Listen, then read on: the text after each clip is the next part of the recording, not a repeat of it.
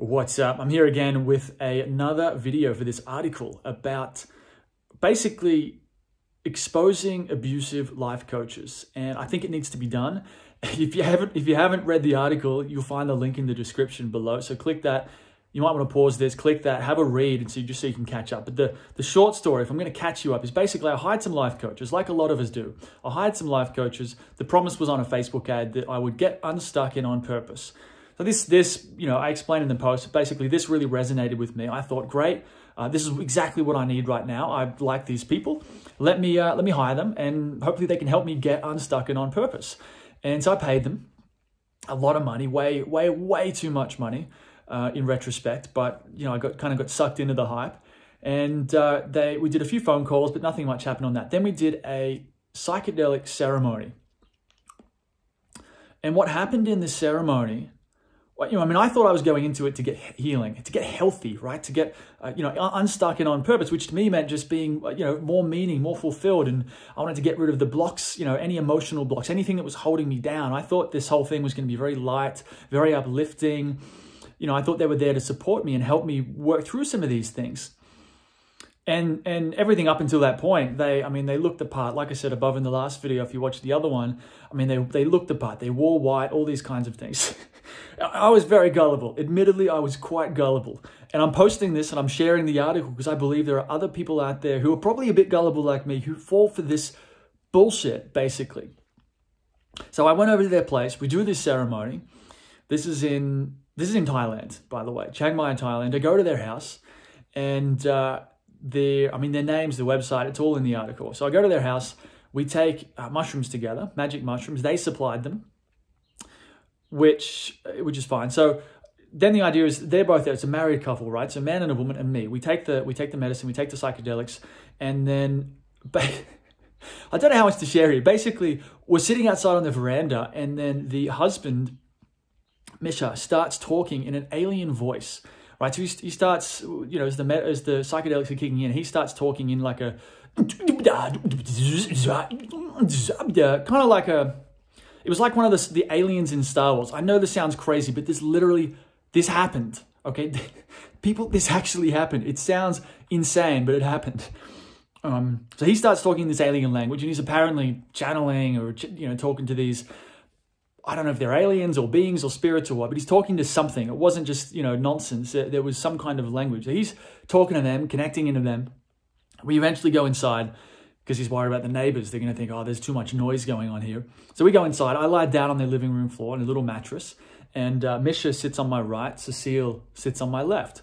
And then Misha basically starts doing, I suppose, energy work on me. I'm lying there with my eyes shut, just doing some deep breathing and relaxing. And he's, I guess I've never had Reiki, but I'm sure it's probably like that, where you run your, you don't touch the person, but you're running your hand over the top like that. So Misha's doing that, running his hand over, doing some kind of energy work, trying to find blockages, I guess, and unlock things and all that sort of stuff. And this went on for, I don't know how long. Nothing major happened. I kind of felt a few things going on in the body somewhere, but nothing major, nothing worth talking about. And then it seemed like he was about to wrap things up. And then, he's talking to these, aliens with his alien, a very strange language, not a language from Earth. Anyway, he's almost done with his healing work on me. And then he catches up. He's like, oh, what's that? Like they've just told him something that's like, oh, I missed something, or there's something there. And then over the next little while, he basically tells me, and before I tell you what he told me, remember that I'm on mushrooms. They're on mushrooms too. Like my mind and my emotions, like I'm in a very vulnerable state at this time. And I'm expecting some kind of healing. I'm expecting to be supported and loved and protected by these people I trusted to be to be my coaches. I entrusted with my safety. And so we've taken mushrooms together. And then this is what happens next, right? Misha then says that, John, you committed genocide in a past life. You killed 20 million people. 2 million of them apparently deserved it. So 18 million people, innocent lives, apparently. And apparently, according to the karmic laws, that means that 18 million innocent lives means now there's 18 million locks on my power set as a consequence of that, basically because I'm too dangerous.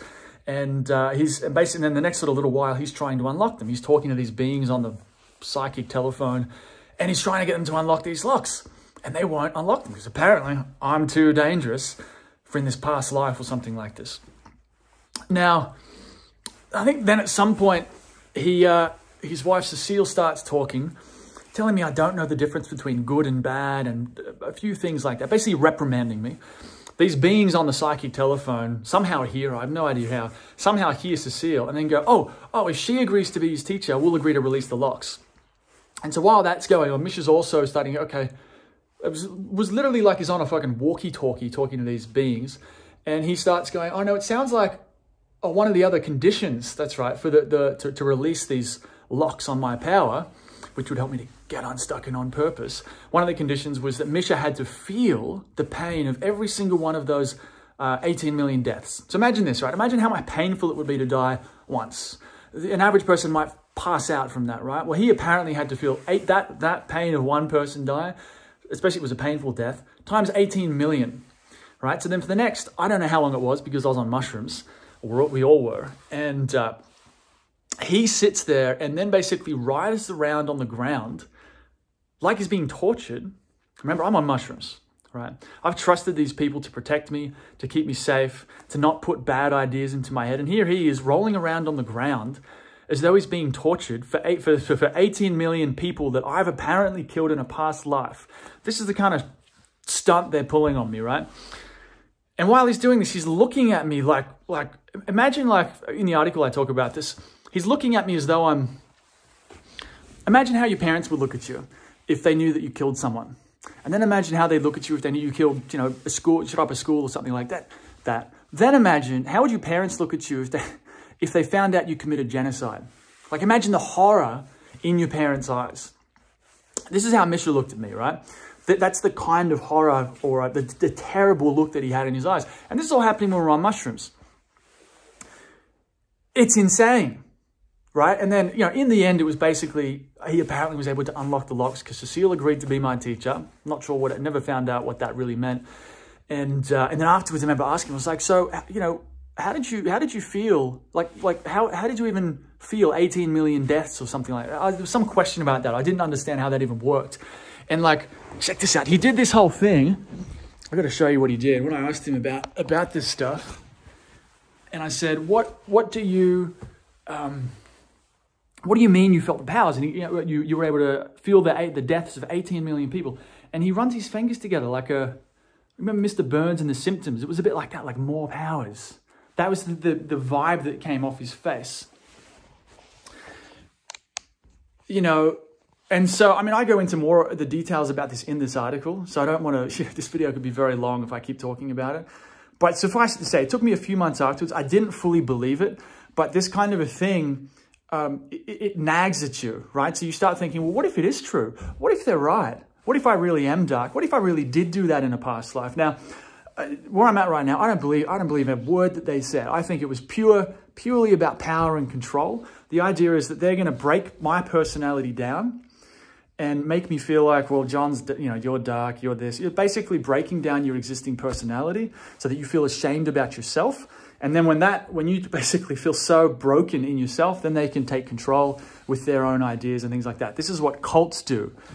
There's a real science and it's a bit scary if you think about it. If you read some books about it, there's a science to doing this. And cults know very well what they're doing.